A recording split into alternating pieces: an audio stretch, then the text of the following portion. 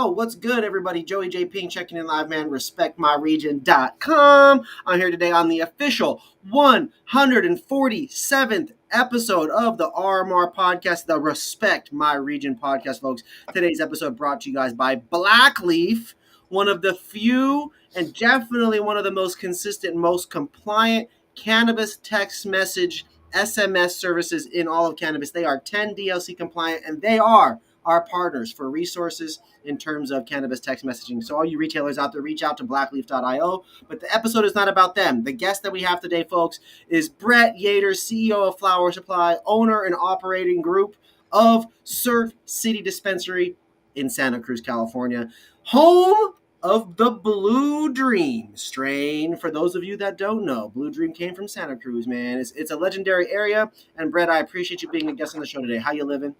Good afternoon. After that intro, living large. Look at you. Nice, Joey. Good to see you. Chronic executive officer, The straight CEO. from his mouth, man. Let's The go. CEO. That's sure. That's true. Chief smoker here at the dispensary that I own and that I've been running here for a couple years. Stoked to be on with you. Like I told you offline. It's a pleasure to have you, man. I'm excited. You have a unique journey. It's a balance of advocacy, retail business grinding, because advocacy and retail doesn't typically go hand in hand. In this cannabis world, it does, because we're pushing up forward something new. Sure. Building the plane as we fly it. But yeah, man, you're an advocate. You help to change policy. You try to get things going in a positive direction in your community, and it all starts here in California. But before we dive too much into Surf City, it's important, Brett, that we get to know a little bit about you, the CEO, the chronic executive smoker there at Surf City, at Flower Supply. It's important to understand what you do at Flower Supply and what's going on with Surf City, both now and in the future. And you're a busy guy, so we're going to keep it cut. We're going to keep it short. So I hope you're ready to dive right in. Big shout out to our sponsor today. Brett, where are you in Santa Cruz? Where are you guys at in that city? Technically, they call us SoCal, which is an unincorporated area within Santa Cruz County. So we're in the county proper, which for being in the cannabis industry is very important because the county itself regulates its cannabis operators. Versus the city of Santa Cruz, where you might know the boardwalk and downtown. That's the city. There's a reason you don't see dispensaries in downtown Santa Cruz. They have their own set of laws about how they allow dispensaries to be positioned. I'm in what's called SoCal, right off 41st Avenue, right off the freeway, and in a little small sleepy town that's been there forever and that's been known for cannabis, right at the base of the mountains where, like you said, Blue Dream was probably invented. I think it's crazy to think about it because the cannabis industry that we know today, Brett, it comes from the sacrifices. It comes from people being warriors and advocates early on, and it starts up there in Northern California. It starts in the Bay. You're in the southern NorCal Bay area there in Santa Cruz and down all the way there to Big Sur and all that over there. That's a historical area for growing cannabis. It's a historical area in general. There's a lot of culture there. Brett, what's your story though? Are you from there? What's your allegiance to the area? Why did you choose that town? How did that all come about? Yeah, man. I mean, a story that we like to keep secret when I moved here because the locals of Santa Cruz are very protective of this sacred place, and I've learned to understand that quite a bit. In 2007 is when I moved here after a journey starting in California in 1999. I'm originally from the East Coast, right outside of Washington, D.C. When I was a kid, before anything about cannabis, I knew I wanted to go to California. Something about me when I went one time as a child. I was 7 years old, went to Disneyland, and I told my parents every day from then forward I'm going to college in California. So I applied to a couple of schools. I ended up going to Cal Poly in San Luis Obispo. Yeah. And I probably I dropped out as fast as I entered. It took about 3 years to figure out how to enter and 3 years to figure out how that I actually wanted to be a pot dealer. And so that's where my chops are from. In 1999, I moved to San Luis Obispo and Trainwreck, Romulan, Sour Diesel, just what we consider classic strains prior to Blue Dream, is kind of what I learned about what superior weed was. I moved from the East Coast where there was brown weed. There was mids, which was green weed that was pressed like brown weed and still could have seeds. And there was kind bud. There were 3 levels of pot. There was no strains. Kind bud, huh? Kind bud, KB, is what they called in the mid-90s in the mid-Atlantic of the East Coast from New York down to probably the southeast of the United States. Kind bud was what it was called, and that turned into Beasters once the BC bud came in. Yeah, I've heard about that. Man, that was the worst. That probably is why I moved to California, is because of Beasters. I honestly would say that was the final straw. Is once you buy green weed after looking for it for like 3 weeks in the dry season, and all you're getting is literal mex or swag, as we called it. And then you finally score some green weed and it gets you less high than smoking a banana peel. You're like, what the hell did I just buy? I paid 60 an eighth and it's green and it has 0 crystals and it smells like wet plant. And even to this day, I don't know what it is. None of us know. They used to call it like M39 or some strain like that back then that they grew in the west coast of Canada, and it got drop shipped. They would just drop it into Vermont by plane.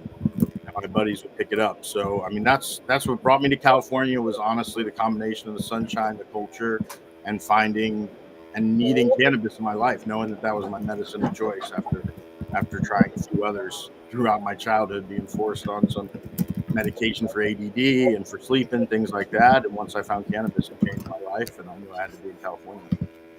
California, man, it's such a wonderful place for so many different parts of life, whether it's outdoors, whether it's the food, the diversity, the weather, all these different things, right? The big You state. we throw in cannabis, we throw in these different regions and different areas and different cultures, and it just really becomes a really interesting, unique, and special place. And even more so when now with cannabis being legalized, because we don't have to be so afraid. And so I want to pivot over towards a little bit of what you do on the advocacy side of things, because I'm looking at you right now, and I see behind you. I see your safes. I see all the product. That is what an intake room often looks like, right? But before you even get to the point where you're buying all that product and you're paying your bills and you guys are selling weed and metric, you've got to follow the rules, right? You've got to get set up with your licenses and get all these cameras set up that you're looking at, all this different stuff, right? Sure. And talk to me a little bit about that. What was it like for you getting registered for your business and getting all that set up? What kind of struggles did you overcome in this incorporated Santa Cruz, but it's not Santa Cruz kind of environment? It's interesting because this current store I'm in is a 3-year journey, which really for me is the end of a 29-year journey in a lot of ways, because I've always been, since I started falling in love with weed, I like dealing eighths. I've liked to deal eighths for 29 years. And I know that's a kind of street way to put it or whatnot, deal eighths. I don't mean it that way, but what I mean is that, like, I rather help people than help businesses. I've learned I like, of course, I love business to business, and the story becomes that I did quite a bit of it, but I'm finally back into where I belong, which is working directly with the product and the people. And so, yeah, I feel like the process of getting legal here was its own very unique process that had several challenges. I probably legally and technically wouldn't even be able to go into many of the like specific compliance issues. We went through the standard process with the DCC, but what's really unique about the county of Santa Cruz is legally they can never issue another license again. They're never allowed to give any. They've had a cap on retail cannabis licenses for a decade. Wow. So those are all legacy people basically with those licenses. Every one of them, but many of them are new, but all of them were acquired via a transfer of the actual license and often business, which is very unique for very difficult often. And we often look for asset sales, as we would describe it, as a best path forward, leaving an old entity behind. But because Santa Cruz is so restricted in the sense that you cannot start a new business, a new cannabis retail business. Yeah, it would have to be called the same thing, so it becomes a little bit tricky there. Correct. So, yeah, Surf City Original is our name for the time being, because I purchased the Surf City Original Dispensary. And so I went through the process, but at that point, it was already my 5th or 6th license that I had acquired, because I've already owned several manufacturing licenses, a distribution license at a couple of facilities, my cultivation license. Yep. And all of those I started working on in 2015, probably, in some aspect. And so our path toward getting my first licenses was to take our medical marijuana company in 2015, which was a Prop 215 cooperative, or collective, I should say, and rent a space that basically the rumor mill for our locality at the time had said, might become a licensable indoor cultivation facility because it had medical cultivation at it at that time. And we basically took a chance and rented a facility in 2015, and all of that for me was piggybacked off of Ease and the time that I spent running the Ease company and the Ease depots in San Jose, San Francisco for a little bit, and Santa Cruz for several years. We ran Ease, and we were their sort of partner in Santa Cruz. And so we were able to rent it there in a very unique trade, so to speak, with a company called Altai, which now is called Lowell. But Altai Chocolate Company had access to these pre-licensed facilities. They were basically the biggest company in our area to try to become licensed, and they had a good relationship with all of the local regulators, so to speak, and the legislators. Long story short, having those connections is very important, and it's played a part in many of my licensees and the ways that we acquired them. In some way, you have to at least have a good relationship with all the offices involved, all of the local boards, all of the local city council people, because you really are asking them to sign off on your business and your commerce, and that's what makes cannabis so unique. So we went all the way through this from state level, county level, city level. In the city of Hollister, we applied as well for a distribution license, so we sat through those city council meetings. And we definitely paid our dues for the last 10 years straight in terms of acquiring licenses is something that's a challenge unto itself, obviously. Now we said offline that even my familia out there in Scotts Valley pulls up, happens to shop at your shop. We won't snitch out on who or what, but they have their medical card and they go there and they support you guys. Much respect. So which is dope. That's how we got connected, right? Which is crazy, right? Shout out one of my young family members connected. Much love. You know who you are. Right? And I think about how how did you guys get on that individual's radar? How does a dispensary in an in this town that you guys are in, outside of Santa Cruz, all these rules, you got all these legacy stores in Santa Cruz that have been there for forever. People shop like creatures of habit, realistically, right? What has it been like for you, in terms of community, and how have they embraced you and taking over it, and the staff and the team that you've got? What has it been like for you the last year? It's 420 week. Are you guys anticipating a banging 420, or what's the state of your guys' community and culture like there for y'all? Yeah, 420. I mean, I'll answer that question first, and I can go back just in general what we try to do to get attention locally. 420 is wild for Santa Cruz. They had their own version of the Hippie Hill, in a sense, where you could go to UCSC and toke forever. And so for decades, that became kind of a known place to go. And I think that, combined with the fact that dispensaries were relatively prevalent here, always caused 420 to be a tourist destination. Our town, I mean, we're on the beach. The weather's usually nice by this time of year. And people are looking for something to do on 420. And so you get people who, basically scour weed maps and people's websites and the text messages they may get, the local newspaper, and look for who's giving away the most weed. And so for us, for 420, makes sense. There's tons of culture, and I think I can touch on culture and weed and where I come from and what I look at as awesome. I think what's difficult and what I complain about a lot is how the culture is separate from the dispensaries in a lot of ways. That really just not having consumption on site, not having open containers in California. There's no lounges in Santa Cruz yet? I just they just voted lounges in probably less than 4 weeks ago. So let's go! Big exciting moves. There we go. I think. I mean, yes, we're still we talk about monetization, right? I mean, we all have great ideas. We're more conservative than we were 8 years ago when we were gung-ho on every cannabis business and every cannabis idea. Right. I think that's part of a reflection of where the California cannabis market is now. For whether LinkedIn is just trolling me or not, they'll send me like a link this morning was how the first lounge in Las Vegas shut down. I don't know if you saw that news. And so that when we get hit with things like that, and like I probably cynically commented on there and said, yeah, I'm getting a lounge, and this is what my first iteration of the lounge is going to look like. And it was literally like one of those money grabbing machines they would have at like prom, where you would go inside and like you're just going to go in and take one hit of weed and blow it out the exhaust fan up the top, just so that at least people could try pot in the store for the first time ever. Beyond that, we dream of jazz club, comedy club, music venue, restaurant, and taking a lounge and integrating cannabis in. Our fear is just building that itself is expensive in Santa Cruz, a $500,000 to $1 million investment to build actually a lounge, restaurant, club vibe that people want to go to. So Yeah. we're exploring our ideas. I'm talking to the guys that run like the Kava bar, where they serve a lot of variety, kratom, kava. Yeah. Those kinds of situations are really popular in other states. They haven't really caught on in a huge way here, but I think I did start seeing a kava bar or two pop up down here in LA. There's a downtown kava bar in Santa Cruz that actually does real well, and I think the idea is that those don't catch on, but if you add weed, maybe it's enough to make it catch on.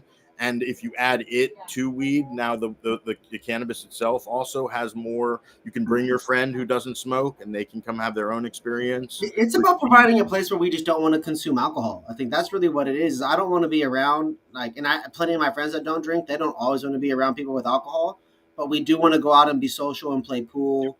I'm sure there's an environment where they don't want to be around smoking either, but at least giving them the option to go do that kind of similar activities of what they do in bars is huge. I want to play darts. I want to play pool. Of course, I want to kick back and hang out and play cards and watch, maybe play some board games or something, or just work on my computer. Right. It's funny you mention all those because those are the two things we talk about.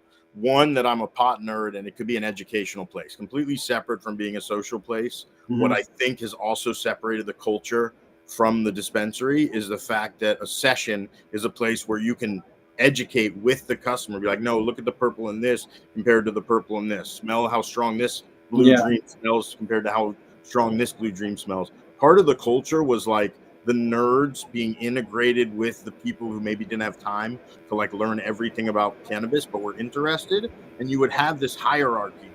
For me personally, being like what I consider a kind of pot snob, weed nerd type of person as like at my core, but still wanting to like share everything about weed, whether it's a $5 eighth all the way up to a $50 eighth, to answer some of your other questions on why people like shopping here and why we're popular, because I love to allure to all, but at my core, I am picky.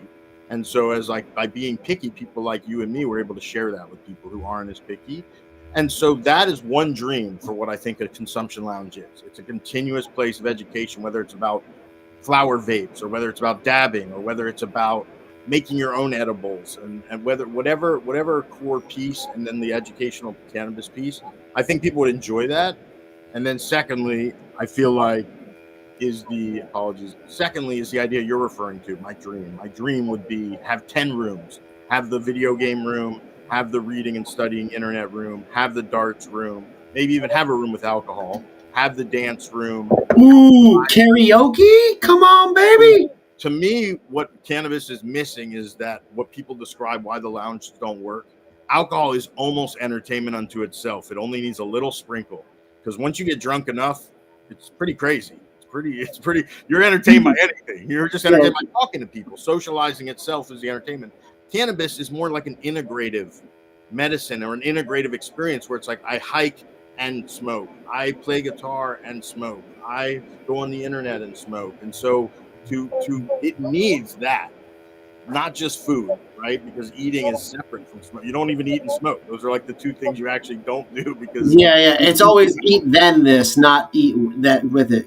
Correct. Maybe smoke then eat then smoke if you're aggressive, but let's not like be at the table with it. And so that's not a thing. In that sense, like you said, we want the place that represents what we've been doing for 40 years or however old you are, where we've been integrating weed into our life, not having to be secret, go outside, vape pen, hide from somebody, and then you go inside and watch the movie, or then you go inside and go to the comedy show. Like we just want to integrate with it. Drive. I think that's where my dream would be, but I do think that's, like I said, if you have any listeners watching with more money than smarts, they should call me. What about brands, products that you carry? We talked a little bit about the popularity of Blue Dream from the area. You mentioned some legacy strains that always hold weight, right? They always hold weight in everyone's menu. There's always a space for a good diesel, or there's always a space for good Romulan or train wreck. Every buyer knows they got to carry a variety of the old school things as well as the new cuts, right?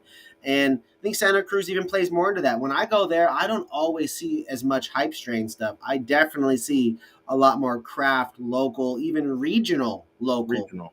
Yep. Yep. Yeah, I think we've had to get regional because just a lot of ways we describe Santa Cruz, it's the best place ever to grow weed when it's illegal and the worst place when it's legal, because it has been hard for people to get small micro indoor licenses up and going. I've seen so many people start, rent a place out, fail, and like I said, I don't want to spend too much time talking about the advocacy or the tough spot of California because I think everyone knows it, but I think there's plenty of bright spots. And so for me, well, let me just say, like, number one, like Snowtail right now, I just have to bring it up because Snowtail is growing the best weed on the planet. Like, I genuinely think I've seen enough million strains in the last 20 years of buying the best, and these dudes at Snowtail have cracked the code for something for the legal market in terms of the way that you can present indoor and get it all the way to the store and not have a single crystal rolled, not have a single piece of nose turned in any way. Like,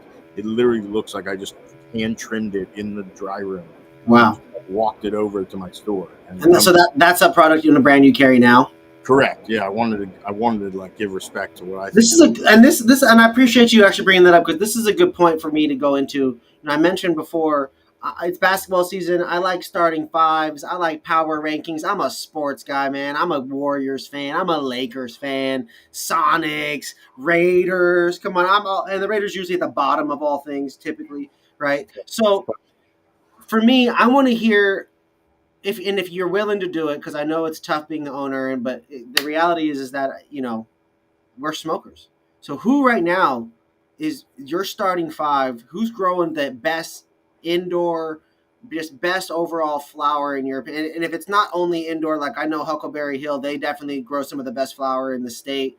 So like those guys are great at it over there. But anybody that in Ridgeline Farms, Ridgeline, yeah, I was going to say Lance, of course. Dude. Right. And I know they just did a collab, which is exciting. So, point being, if you were going to give your starting five right now in no particular order, who would that be? California.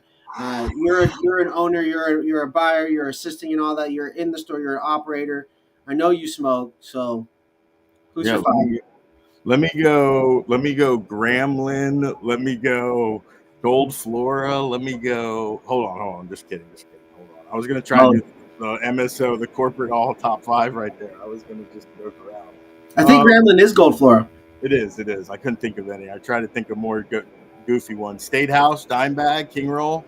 Oh, I love all you guys. I love everyone in the industry, and I love my shop, my vendors too. So I totally jest. I literally. A top five is tricky only because I see you got the Fig Farms shirt on. Is Fig Farms in your five? Well, yeah, the Fig rep is here, and I was like, throw me a shirt. I want to have something, and then he throws me this. I'm like, I don't wear white, but I'm actually gonna wear your Fig Farm shirt because. Okay, so here, let me do this. Let me put some matchups for you. How about this? This is gonna be good. You might hate me for this. This is a new one. Bring it in. All right. Head to head, mono e mono. We got 5 minutes. I got to get you out of here. All right. Head to head, Fig Farms versus Cam. I have both in the shop. Cam is more consistent now than Fig, but Fig will blow your mind when they nail it out the park. So it's a tie, and we're going into overtime. I will say that caveat for Fig: if you go to Illinois, Fig is one of the best brands in all of Illinois as well. I'm wearing their shirt for a reason. Fig was in my top five. You asked me my top five. I have to give respect. To me, Holy Moly itself is a top five strain on earth. And for me, after a million strains, put Holy Moly up there in terms of uniqueness, flavor, consistency, the crystal, the look, the novelty. When I say uniqueness, go ahead. All right, round two. This one's going to sound crazy, but this could basically be two number ones like in March Madness, head to head in the first round. Sure. But they're different. People think they're the same, but they're not. Do you know I carry these brands, or are you just testing my general knowledge of the market? Right? Okay. I mean, I don't know if you carry these ones, but everyone carries these ones for the most part. We're not in everyone. We're different, man. We're different. We're not. I know, but Connected and Alien Labs. I carry neither. Okay, but They're you're still both. obviously highly aware. I was smoking Z Spectrum. I don't even know how to pronounce the stuff that starts with a Z Spectrum. And then I was smoking Ambrosia, both in the last 48 hours, which are from both of those guys. Yep. To me, Alien Labs is still more freak show than Connected. Connected is a more classic strains, great gelatos and baccios and Gelinade. gelinade, like where lemon tree Stuff that people. they made that are staples. I mean, to me, like someone doing that and doing it right is like necessary for California. So it's Yeah. total respect. But you got to pick one. Someone's got to get knocked off here, bro. No, it's Alien for me for sure. Let's go, Aliens. Okay, so then Alien and Cam making it to the second round. All right, I got 2 more matchups for you. Let me see what I got. No, I picked Fig. I can't do the Fig like that. I gotta respect Fig. I'm taking Over Fig. Cam? I mean, woman owned. I respect Cam. I like I said, Cam is more consistent, but Fig is like, Fig is like having like a 7'4" guy. Like it's just no Fig does. All right, maybe that's the Wemby. Fig's like the Wemby, like things you've never seen before.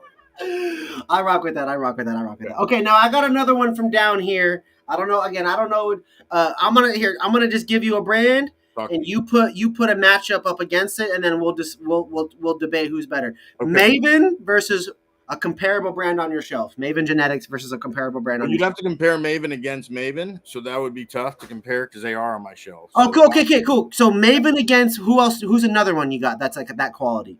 Do I want? This is tough. Maven versus who? Yeah, dude, hold on. So I'm getting into the bag weed. I'm getting into like the Floracal and Lumpies. I mean, Lumpies isn't there. Oh, Lumpies is a great legacy operator, right? Great. Lumpies is doing something special that no one else does, to be honest. So I put Lumpies up there, but Maven is a little more. Yeah, if you're making me go head to head, now you're talking about like who's really like just rocks your like. Look at Maven. You know when you pull that jar out. Maven, I know, dude. Hey, man, one year Maven for us and Respect My Region. 1 year, Maven won best weed on the West Coast for us. Was strain specific or just brand? It was strain. It was a strain. Pecoffle or whatever, or no? It was their cherry gas back then. Shit, I need that. 2019, 2020, something like that. Maven is doing it right. Every eighth looks like the crystaliest eighth you ever seen in your life. So yeah, their French Laundry, or formerly known as French Laundry, is crazy. Yep. So we're getting a new order from them right after 420. So come check out the Maven. I got to get Snowtail. Just so you know, Snowtail. Oh yeah, Snowtail. Maven versus Snowtail. It doesn't matter. Snowtail's already won. You already. I started with the number one. So Snowtail is you'll never smell. Just come over. Just get over here, Joey, and let me have we fire up the volcano like it's 1999. Let's go with the terp rips, and you will say, okay, no, they are in there because it's about how big you can play. How big is the map that you want to play in? Do you want to play with Jack noses too and cheesy noses? While I got you here, Brett, I think about this as well. Is who are some of your local Santa Cruz operators that we can shout out? I want to make sure we take the time to show love to some of those guys instead of all these indoor only brands that exist that I'm hands on. You shout out to any people that are based down in the Bay or down there by you in SC or anything like that? The best grower in the world is my now ex-partner, Derek, Decibel Gardens, based out of Santa Cruz City. He beats everyone. He would win number one. Me and him spent a lot of time building Decibel into something special, and he's taken it to a whole new level. So I give him respect as number one. I think there's a lot of people who run greenhouses here that you don't know about how good their quality is. I want to from some of these people, and it's kind of for us a competitive advantage. Just go out there and find these greenhouses that grow fake indoor. We call it, the Findor. Yeah. We used to send it to the East Coast, and you get $2,000 a pound, but it costs you $400 because it was some outdoor that looked like indoor. So, Brett, it sounds like you got a white label product you about to launch, the Findor, because that was a cool little name. The Findor is a joke that we've been making for 12 years now in terms of a white label brand. The Finnies, we call them the Finnies when you're flipping them. Yeah, that's the smalls. Yeah, the little Finnies, the little baby Finnies. So yeah, the Findor is what I think Santa Cruz became known for. Like really Humboldt did that, but like when you start getting into like a craft level greenhouse person, they have the ability to make something that looks like better than indoors. So those guys, and there's tons of operators. Fog City has been here forever. Respect them, of course, with the vertical. The 2-story LED grow that they have, I think is awesome. Coast. Coast. Which one's Coast? Isn't Remind me. isn't Oh, 3C? Coastal Sun. Coastal Sun, is that it? Coastal Sun is, well, they're down there too, but isn't 3C out that way too? I don't know if 3C is. If so, I got to hit them up. I don't think I've dealt with them yet out of Santa Cruz. Maybe I'm thinking of someone else. A lot of people got decimated. There were over hundreds of them when we moved out here. You know, things like Golden State Banana, Lemon Tree guys. All these guys are based out of Santa Cruz, and now they have to work in other markets. Let's say other states and wherever else they can get the hype they deserve, because it's tough in California. It's so competitive out here, man. It's tough. So, but yeah, Santa Cruz still knows their weed almost better than anyone, and that's what we try and specialize, dude. We try and make sure that we if we don't want to smoke it, we don't want to sell it. Now I want to give you the time. We have 420 in 2 days from now. Big holiday, Easter Sunday, right? Regular day for many people, but a big day in cannabis. Brett, last question for you. We'll get you on out of here. What do you guys have going on for 420? Anything exciting? What are the deals people can be a part of? Can I take you on a quick 1 minute tour? The dispensary's tiny. Yeah, sure. Yeah, let's go on a quick tour, my friend. Yeah, hey everybody, RMR exclusive. You guys are gonna check out his dispensary real quick. Let's go. Okay. Hello, everybody. Let's go. Okay, I see some Jetty in there. Big shout out to the Jetty fam. So yeah, I mean, a lot of the flowers you mentioned, like I said. Oh yeah, there's that up north, right? Not easy to show you as I walk through, but yeah, there's the up north rep, as I said, Big Farms as well. Let's go. So for 420, basically everything here is free. That simple. The way we run it is we do build your own gift bag. So people start lining up at 5, 6 in the morning. Wow. And basically the first 75 people, whatever they spend up to $300, they get a match. So if you spend $250, $300, you get a $300 credit. And that credit is both the cannabis product, also the swag if you want swag. I got the Stizzy pillow. So for the first 15 people to spend $150 on Stizzy, you get a pillow. We just do a lot of deals, try and give stuff away. Like I said, I love giving. That's sick, man. Favorite thing. I love it. Customers to spend $420 get a bong, an ounce for free, and $300 free gift bag. So we try and make it worth it. Local coffee, local pastries, local pizza, local sandwiches. All for free, just for showing up. Man, it's definitely a real holiday vibes there. That's what we're talking about, everybody. Real community. It's 420, man. I hope you guys get to celebrate. My guy Brett Yater and his team here, Surf City Dispensary. You guys got a good one, man. Good to see you. You too. Let's go, man. What an exciting time. What an exciting holiday. Look at the shop, man. Big shout out to all your brand partners. Big shout out to the entire team there. Brett, we'll let you get on out of here. Brett, last thing for you officially. If you want to let the people know anything or shout anything out or get anything off your chest, here's your moment. I just want to give you the floor. Well, man, all I can say is keep fighting for this cannabis industry, customers, industry people, anyone who's an advocate. Do the most you can to really realize that even though we got the legalization, the fight is still going on. That's something I live and breathe every day. So I really do respect anyone who can kind of bring that energy after decades and decades of doing it. So, one for activism there.